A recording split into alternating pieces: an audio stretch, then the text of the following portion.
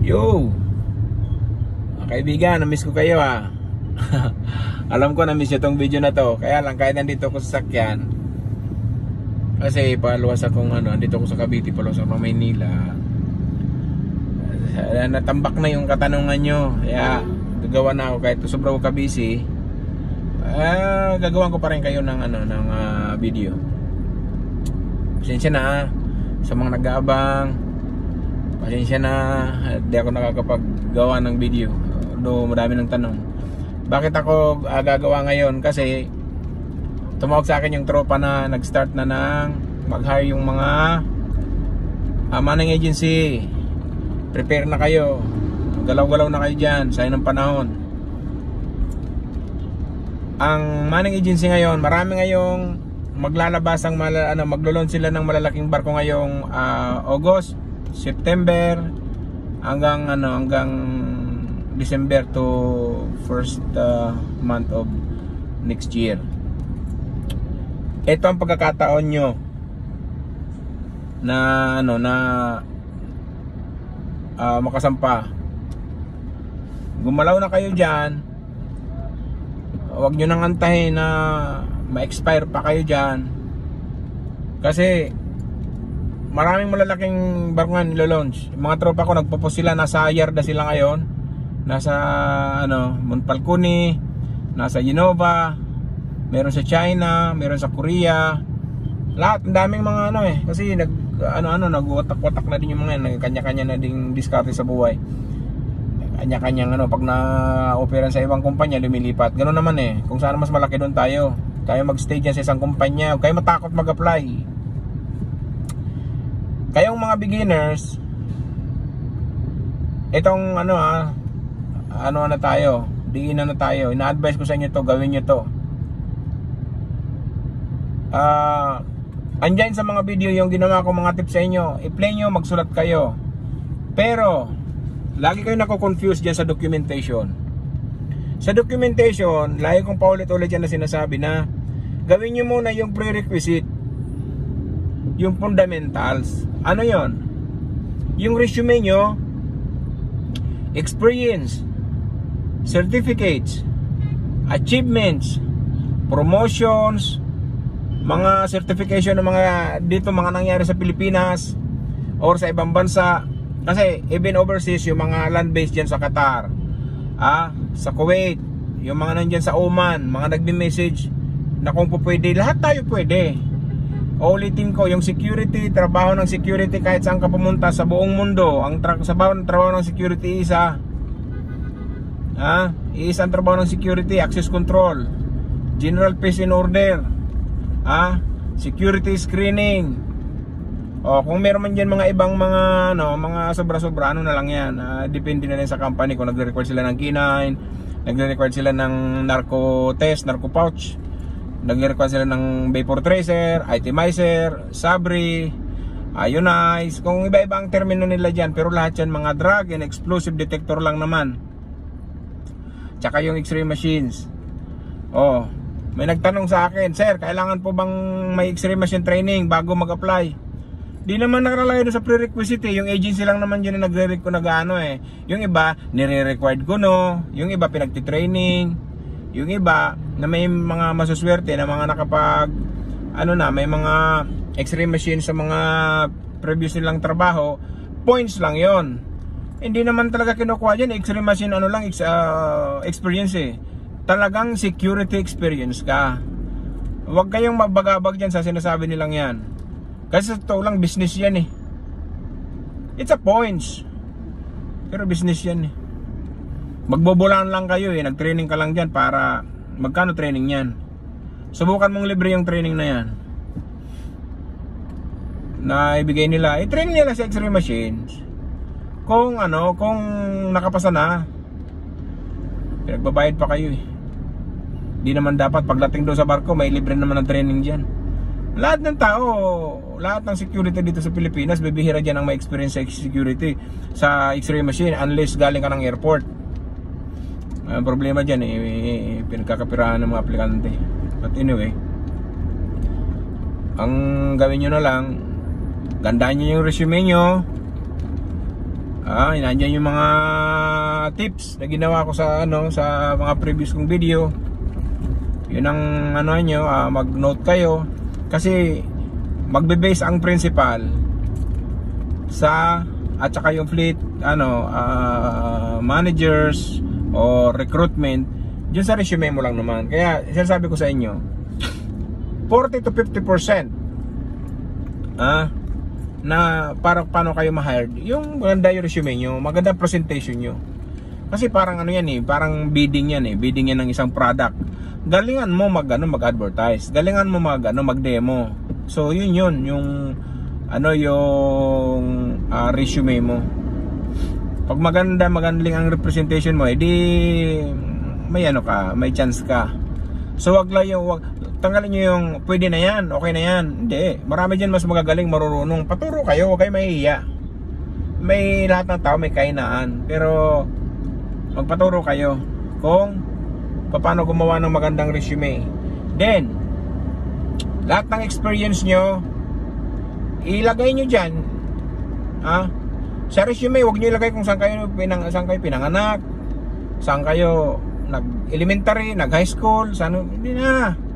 Kali lang. Kung high school kayo, nakapag-high school, ilagay nyo lang high school. Kung di nakapag-high school, undergrad high school. Yun lang, di mo na ilagay kailangan sa elementary, ilagay. Or hindi raw, kung ano pa man dyan. Kung nakapag-college naman kayo, wag na yung elementary sa high school, college lang ilagay nyo. Tapos yung course nyo, yun lang. Ang importante dyan, sa resume na paggagawain dyan ng resume, is yung application letter nyo, letter of intent, kung mayroon, o kaya yung application letter ninyo sa ibabaw na maayos. Then yung unang ma-front yan, yung pinaka-present job. Then previous job, etc. Then skills. Skills. Paano yung saan ka pwede.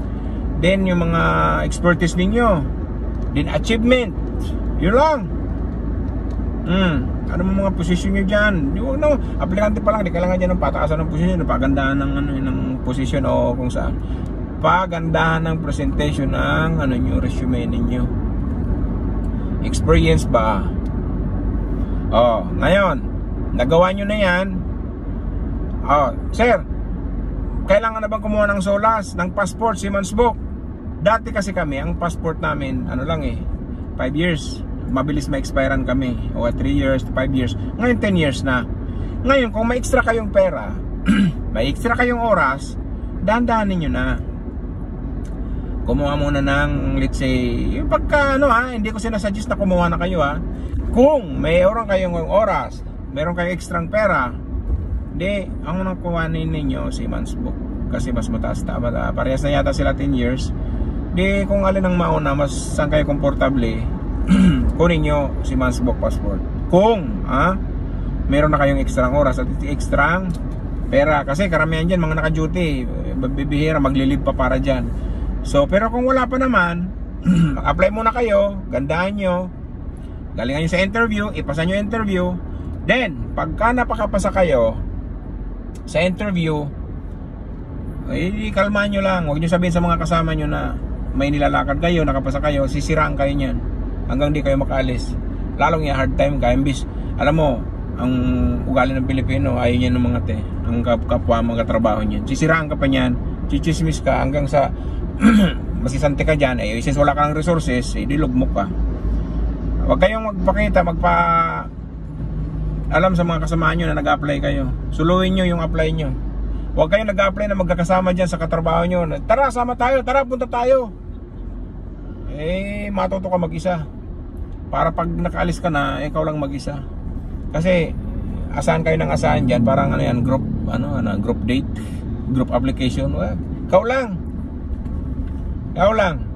Basta pagka pumasa ka, para sa pamilya mo, hindi para sa mga katrabaho mo, yung kaopisina mo, kung sino pa man, galingan mo. Pagka pumasa ka na, yun, huwag ka muna mag-resign sa trabaho nyo, Mabuti itong isang, mamaya kwento ko, isang pulis dito nag-resign. Mabuti, yung tropa, naalalayan. nag-resign. Kaya kakasampa lang, last month. So, wag muna kayo magre-resign sa trabaho ninyo para meron pa kayong pagkukunan ng panggastos. Ang gagawin nyo, pag pumasa ng interview, sige lang, mag-duty lang, magdalakad ng mga dokumento dahan-dahan, mag-ipon ng pera para sa visa, kasi ang visa, babayaran nyo yan, pero marirefund yan sa barko. Kasi yan naman ang regulation dyan. Kasi dapat provided yan ng company. Pero may mga company kasing mandurugas, sorry yun ang totoo, na pinagbabayad kayo ng ticket, pinagbabayad ko ng visa, which is free yan. Okay, wala magagawa sasabihin ng mga seaman, si okay lang, magkano lang, bahala na, okay lang, basta makaalis, bayaran na lang Ang Pilipino sanay sa okay lang. So, wag yung yun, wag yung ugaliin yung okay lang. Marami dyan na sa bagay, charge to experience siguro. Yung iba, sige lang, para makasampa lang, magkano lang naman yan, tayo na lang, importante magkaroon ng experience. Pero mali pa din. Habang nandiyan kayo sa trabaho nyo, mag-ipon kayo ng konting pera. Wag nyo yung sweldo nyo, wag nyo ubusin lahat. Bawasan nyo muna yung nyo dyan, kagagala. O bawasan muna na yung kakalaklak dyan, kung ano-ano mga bisyo-bisyo dyan. Tanggalin nyo muna yan, mas healthy pa kayo, para pag nag-medical kayo, di perfect agad. Ngayon, halimbawa, nakapasa ka na sa interview,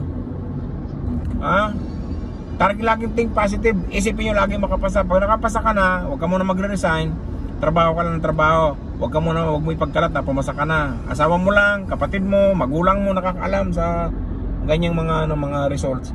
Then pagka pumasa ka na dyan, nagki-clearance ka na, inaayos mo na lahat ng documents mo, inaayos mo na lahat ng documents mo, pa isa-isa, magkaroon ka ng checklist sa sarili mo. Gawa kang checklist kung ano na lang kailangan, ano pa mga dapat provide. Yung oras mo lagi sa sarili mo na lang, saka sa pamilya mo, wag kang kung saan-saan. Ngayon, tatrabaho ka, sige, galingan mo sa trabaho mo, kasi maamoy nila dyan na may kakaiba ng galaw ka, na nag-apply ka na, etc. Diyo ka na pag-iisipan yan. Dami kong naging taong ganyan nagsusumbong, na hard time sila, pinahirapan, sinisisante, etc. Pinahirapan pagkuha ng mga dokumento nila sa mga agencies, sa opisina, ganito, ganyan. So, ang daming rason. Basta kaya sigurituhin nyo yung apply nyo.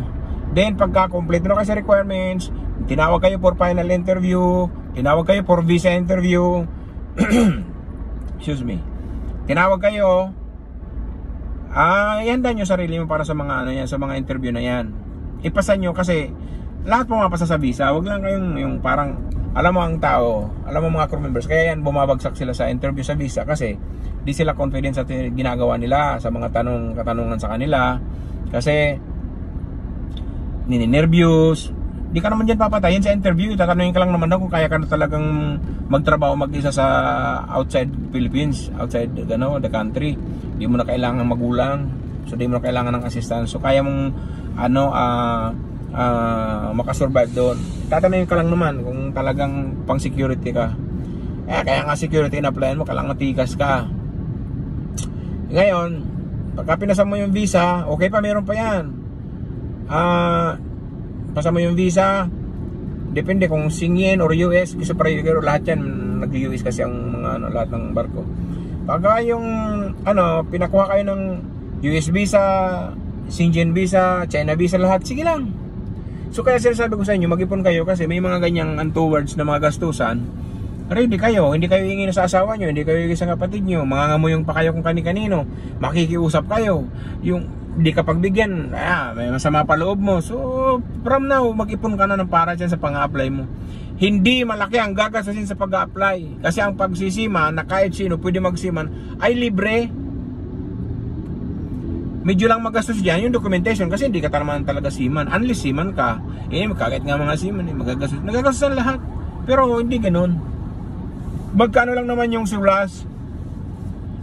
5,000 to 7,000 sulas, o 5,000 siguro. Yung mga safety, siguro natin 1,500. PCRB, sabi natin very minimal. Si Mansbook passport, visa. So kayo tumingin sa magkano gagastusin. Hindi yun, isa-isahin nyo lang, na para lang kayo gumawa ng NBI. Kasi lahat yan, kukuha ka ng NBI, kukuha ng police clearance, wag ba pa medical ka, etc. So ganun yun. Ang ginawa nito, sabihin ko sa inyo, may isa tayong kasamaan dyan, police. Dito siya, NCRPO. Nag-message siya, nagtanong siya noong September, October yata eh. September, October. Nagtanong siya about sa process. Okay, sinagot ko. Ngayon, ginalingan niya. Anak ng titing, sabi ko na yan. Pagkapasa niya sa interview, tuwan-tuwa. Sabi ko, okay, well done.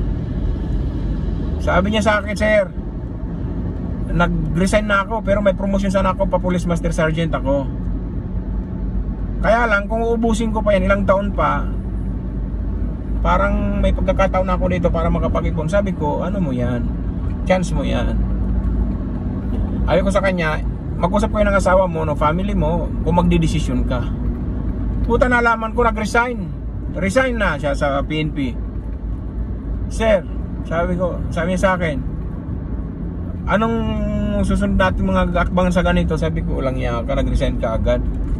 Eh, wala pa yung ano mo, yung dispatch mo, hindi ka pa nag-visa.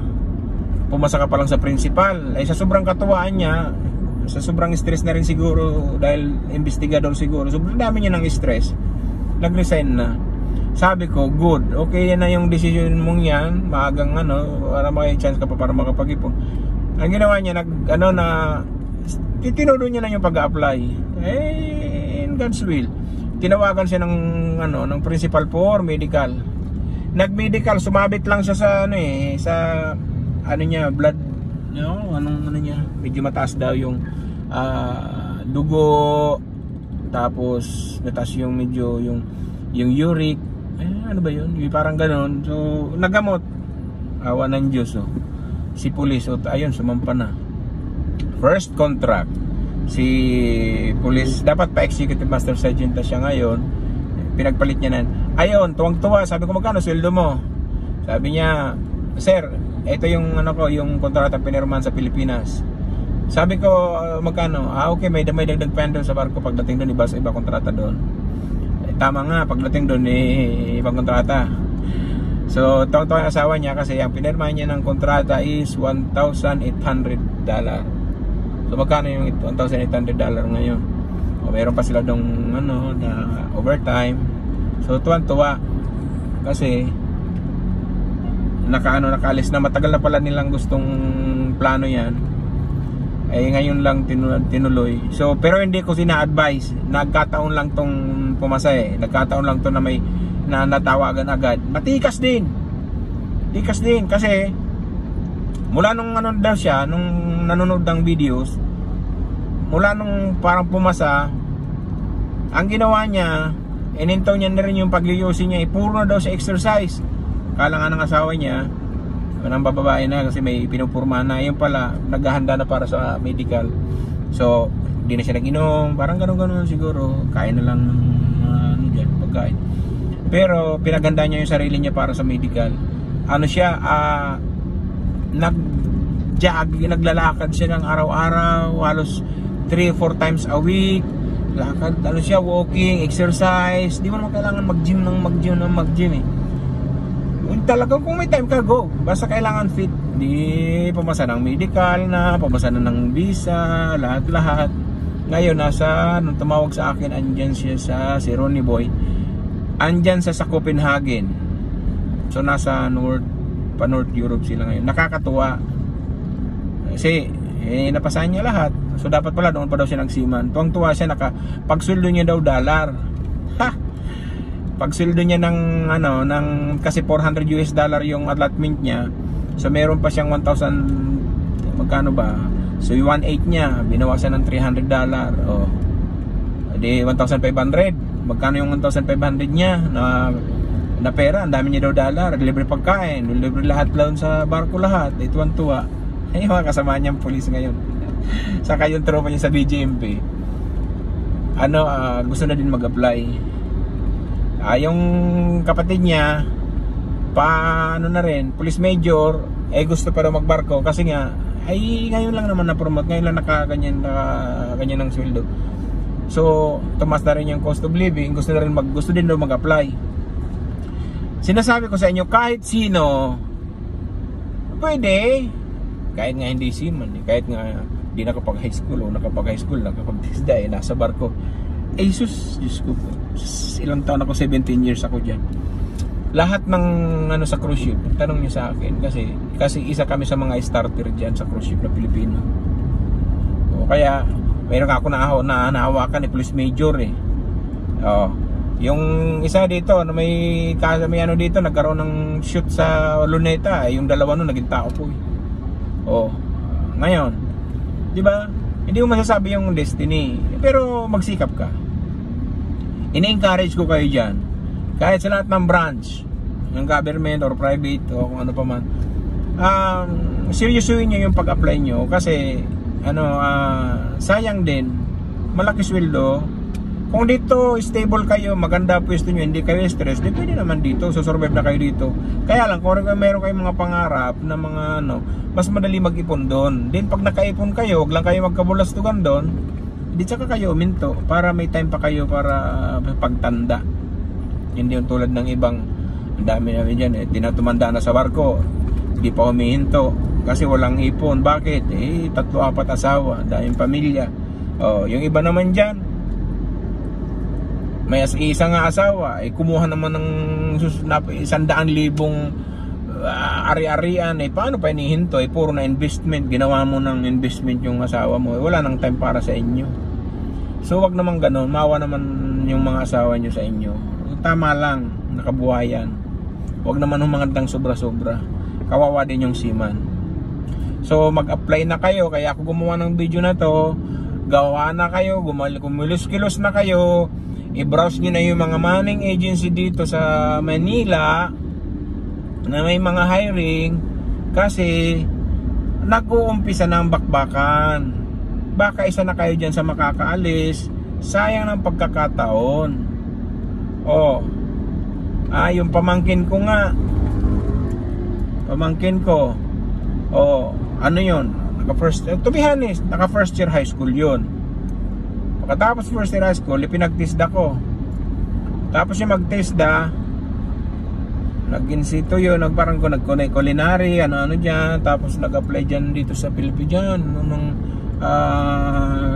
parang gali, steward. Ngayon, awan ng Diyos, nakadalawang kontrata na sa barko. Naka first year high school lang yun. Porsigido eh.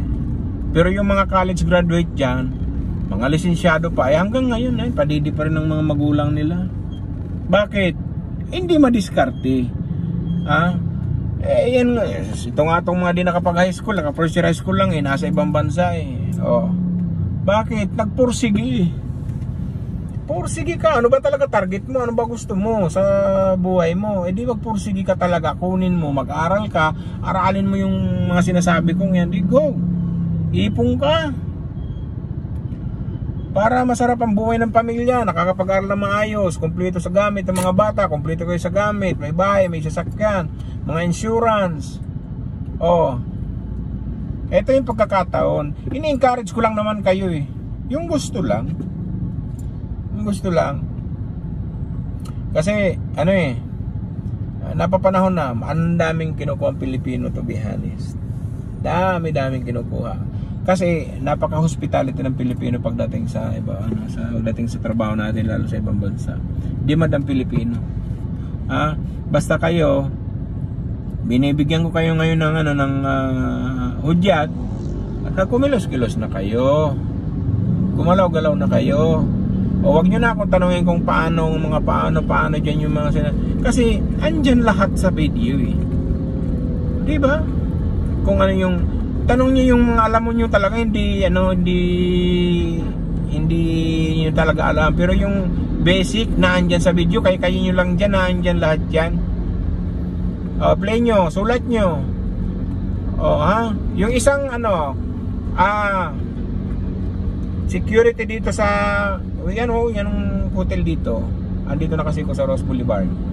Diyan sa Westin Philippine Plaza dati yan. Yung dati yan, Westin Philippine Plaza. Yung security officer dyan, nakilala ko yun. Tapos nagkwentuhan kami, sir, nakapanood kita sa YouTube. Sabi ko, bakit? Kilala mo ko? Sabi ko, sir, ikaw. Ganun ba? Sige, okay. Sir, ano na ako ready na documents ko, ito na, nag-apply na ako. Sabi ko, ganun ba? O paano yan? Sir, tinawagan na ako for interview nung principal. Ngayon, Skype interview daw. Sabi ko, sige, hindi galingan mo kung ganun. Anong sir mga tip mo sir na pwedeng gawin? Okay, ang unang number 1 na tip ko sa'yo, sa araw ng interview, kumuha ka ng pinakamalakas na signal na internet para magkaintindihan kayo. Kasi kung mahina lang naman ang internet mo, di kayo magkakaintindihan yan, ay malayo ang chance. I-ready mo sarili mo, pagupit ka, magdamit kang maayos, sumagot ka ng maayos, maglagay ka ng resume sa harapan mo, kung anong sinubmit mo doon, no more no less, yun din ang nasa harapan mo. Kasi magbabasa yun, magbibase yun sa resume mo, hindi sa resume ng iba. Then pagka tinanong ka, 1:1 lang tanong. Hindi nakanganga siyang ganun. CSP yun, CSMS, CST, kumpleto daw siya sa lahat ng security training kasi dati daw siyang operation manager. Pero mababa loob sabi niya, pero sir, di ko to binaano sa'yo na ito mga achievement. Sir, willing akong matututuruan mo naman ako. Sabi ko, sige, sa tala, kilala mo ako dito, upo tayo doon. Di na upo kami sa may kanto, di pa nagsasara yung Western Philippine Plaza na yan. Kita kami, usap-usap. Tapos 2 weeks later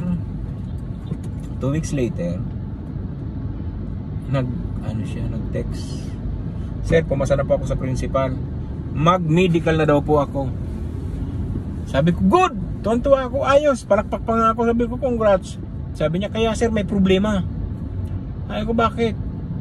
Ako sir, mata ko, kailangan ko magsalamin. Ang malabo mata ko malabo lang pala pero pag nakasalamin, sabi ko, nakakakita ka. Oo sir, nagpasalamin kang bago. Nagpasalamin siya ng maayos, nakapagbasa, nakapasa sa medical, sumampa.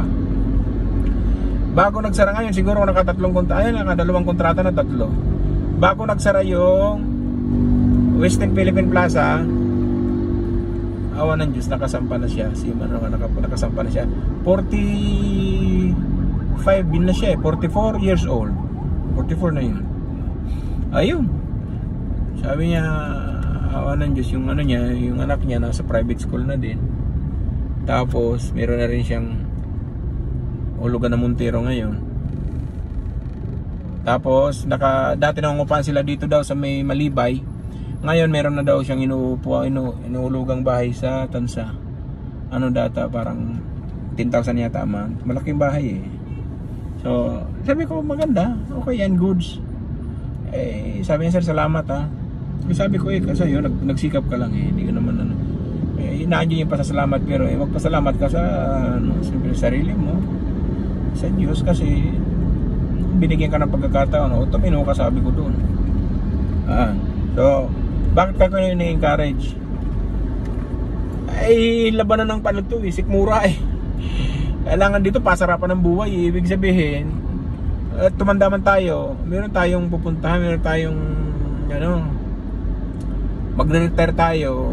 Bago man tayo manghina man lang, meron tayong napundar para sa sarili natin, sa mga anak natin. Meron man lang tayong ipamamana. Meron man lang tayong na-invest. Kahit insurance, kahit bahay, kahit lote, hindi man lang magkaroon man lang ng saysay yung buhay natin. Hindi yung tulad ng iba na natapos na lahat-lahat, retirado lahat-lahat, wala man lang pamana sa mga anak, kundi sama ng loob. Huwag naman ganun. So itong pagkakataon sa ating mga nasa LEA, yung mga law enforcement na yan, sa PNP, AFP, BGMP, mga government services, private security agent, mga PA na yan, yung mga security sa airport na yan sa ibang bansa, kayo dyan, nagtatanong din kayo, mga security sa Dubai, o wag muna kayong umuwi ng Pinas, apply muna kayo dyan. Pag pumasa kayo sa interview, that's the time na pwede na kayong mag-file ng leave, uwi kayo ng Pilipinas, mag-appear kayo for for documentation, etc.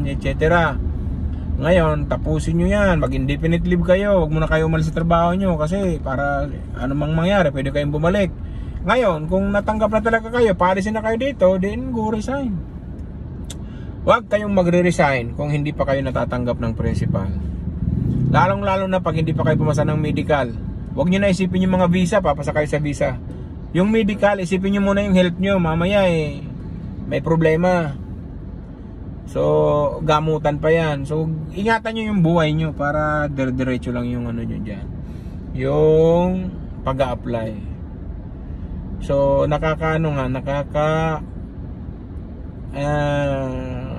tuwa doon sa mga nagko-comment dyan na gustong-gusto nilang makasampa sa daming rason. Isa lang naman rason natin kaya tayo gusto sumampa kulang sweldo natin sa Pilipinas. Kulang sweldo natin dyan sa kung saan-saan man kayo sa panig ng mundo. So, pag nabigyan kayo ng pagkakataon, itudo nyo na. Mag-ipon na kayo ng gusto nyo. Kasi, wala ito lang sweldo natin sa Pilipinas. Hindi kasi kahit sumildo ka dito ng 50, kahit minimum na 50 mil, 80 hanggang 100 siguro. Hirap Mahirap dito mag-budget kasi talagang ganun at ganun lang. Biruin mo, mag first contract ka na lang sa barko, sabihin natin na 1,500 na lang, let's say ganun. Ay di yung $500 sa padala mo $1,000, yung $500 ipunin mo sa barko, di may uwi ka pa. Libre naman lahat doon, bibiliin mo lang doon toothpaste, sabon. Dali, libre lahat doon, uniform libre. Tubig, kuryente, libre doon. Di ka na mamamasahe kasi diyan lang naman yung tulugan mo sa trabaho mo, nandiyan sa kabina lang. So, ganun. Ini-encourage ko kayo dyan. Huwag nyo muna abusuin sarili nyo para pumasa kayo sa medical. Tigilin nyo muna yung meron kayong mga bisyo-bisyo dyan. Inom, sigarilyo, kontrolin nyo kasi sa medical para maayos.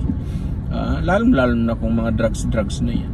Pero, kung kayo may mga medication, mga 40s na kayo, na meron kayong mga medication na mga may mga parang nag-uminom kayo ng mga Cocodamol, kasi ang Cocodamol kasi pain reliever yan. Ngayon may mga lugar yan kasi may components yan ng prohibited drugs, kaya dapat prescribe yan ng doktor. Sa mga ibang bansa bawal yan. Kaya lang bakit binabawal yan kasi may mga random drug test sa barko. Nagpa-positive yung crew member kasi may ginagawa nilang maintenance yan pag sumasakit yung mga bones nila, mga buto-buto na yan ang iniinom nila. So, sinasabi ko lang sa inyo, ingatan nyo yung sarili nyo. Ipasamo nyo muna medical, saka kayo magwalwal dyan o kumain ng kung ano-ano. Ipasa nyo yung principal, preliminary interview, principal interview, flight manager interview, lahat pasahan nyo lang yan. Hindi kayo mahirapan kasi ang ina-apply nyo, alam nyo yung trabaho ng security. Law enforcement, alam nyo yan Sa PNP, sa AFP, alam nyo yan. Basic, very basic lang tinatanong, basic. Experience nyo, based dun sa resume nyo. Ulitin ko hindi kayo pahirapan dyan. Mahirapan lang kayo kasi tinitingnan nyo siguro, potato, ibang lahi ito. Hindi, para lang kayo magkwentuhan. Tatanungin kanyan related sa security matters. Di kanyan tatanungin about outside security. Tulad ng tatanungin ka ba dyan kung paano pagtanggal ng transmission, paano pagpalit ng coolant. Hindi, tatanungin ka dyan about security matters lang. Huwag kayong mag-alala. Pinalalakas ko loob nyo kasi yan yung mga nangyari sa akin. Kaya nyo. So ini-encourage ko kayo lahat dyan. So remember huwag nyong gayahin yung isang police. Nag-resign agad. Kaya mabuti, naswerte yan, nakasampa agad. Paano kung matagal-tagal yung di kawawa, pamilya nyo walang kakainin. Huwag muna kayo magre-resign. Ipasa mo nyo muna yung interview. Ipasa nyo muna, saka kayo mag-resign pagkapasado kayo ng medical. Pero huwag nyo papaalam kung may mga plano kayo, kung ano-ano pa man yan. Simplihan nyo lang, sikretin nyo lang. Hindi yung pagkapasa mo pa lang lahat, binayday mo na, pati yung papel, pati lahat ng lakad mo kung saan ka pupunta. Bakit kailangan paalam mo sa lahat yan? Parang na parang uudlot. Di ba yung sinabi ko sa inyo dyan, meron ako dyan ditong ano, kakilala eh. Pumasa pa lang ng screening, hindi pa nga principal, nagpa-despedida agad. Hanggang ngayon di nakaalis. Di bullies siya sa lahat ng mga kaibigan. Huwag ganon ha. Magpa-despedida ka kung talagang paalis ka na. Pamilya mo lang. Kasi at anong mga oras, pamilya mo lang kadamay mo, hindi ba? So doon, sa mga nakaalis na dyan, yung mga bataan natin dyan, ng mga nakaalis na, mga kailang kontrata na, for promotion na, may mga na-promote na, well done sa inyo, ang galing nyo. Ha? Yung isa nga, na ano, dalawa. Okay, si Matias at saka si JR, yung si Valderrama. Magkikita kami this week dito sa Maynila. Magkikita kami. Ay mga ano din, mga nakaalis na rin yun. Magkikita kami kasi umuwi na siya. So gusto daw akong makilala eh. Diyos ko, umuwi siya ng 2 weeks ago. Hanggang hindi pa kami nagkikita, kabisi ko talaga, grabe. So one of these days magkikita kami. Magpapasalamat daw siya sa kanyang family niya. Sabi ko, hindi naman yun, kape-kape lang tayo, kwentuhan lang tayo. Sabi ko, masarap ang buhay. Sabi ko, tinanong ko nga, sabi ko, ano, masarap pagka malaki sweldo, no? Sabi niya, oo sir. Libre na lahat, tapos sweldo mo buo. Sabi ko sa iyo, ayos yan, maganda yan. Ngayon, nagpapa-advise siya kung saan pwedeng kumuha ng bahay na mura. Tapos, kung uunahin niya ba sasakyan o bahay. Sabi ko, sasakyan muna, edukasyon muna ng mga bata, mga anak niya. Nakakatuwa. Kasi makikita mo talaga nagbabago yung estado ng buhay nila.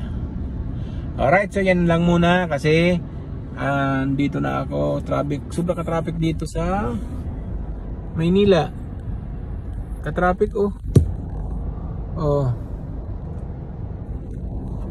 traffic na traffic, sobrang ka-traffic. Pero yun mo yan. So ano muna, yan lang muna. Yung may mga katanungan dyan, mag-message lang kayo sa mga katanungan nyo. Color blind, kayo mag-alala. Salamin, papasa kayo, sabi nga nilang isa dyan pwede yon. Edad niya yung 46, experience, pwede yon. I-apply nyo. Hindi lahat ng agency particular sa mga yan. Edad nga si Sunny Boy nga 52, tao ko 52, pero lintik napakatikas, talo pa yung 30 years old. Ayaw no, sumasampa. Kaya maniwala dyan sa mga anong yan. Pag fit na fit ka, nakita ka talagang very potential, pupunin ka dyan. Kaya pag nag-apply, in-apply mo security, so be a security. Ganun, tikas. Kaya sabi ko sa inyo, kung makasampa man kayo, gayahin nyo yun mga bataan natin dun. Magpalakas kayo, mag-gym kayo, mag-exercise kayo. Kasi hindi natin maiwasan may mga pasaway dyan sa barko na minsan kailangan natin pilipit. Hindi malakas kayo, hindi yung kayo ang pinilipit. Kayo dapat pumipilipit. May mga pagkakataon na kailangan mo talaga bigyan ng force. May use of force naman tayong tamang application. Pero ando na yan. So yun lang muna. Good luck sa inyo. Sana makaalis kayo ngayong itong mga susunod na taon na to. Gagawa ulit ako ng video the following week siguro, kasi may laro kami ngayon. May nag-invite sa akin ng meron daw shoot, diba, tapos naganban, puputok daw. So in-invite lang ako ng mga kaibigan natin, ng mga mababait. Magkapagkaibigan tayo, sige, okay. So soon mag-video ako ng para na naman doon sa mga nahirapan daw sa nila, pagkuha ng mga documents sa school, etc. At saka sa kung ano daw diskarte sa visa. Sige, bibigyan ko rin kayo ng tips para dyan. So good luck at ingat kayo dyan lahat. Pagpalain tayong lahat.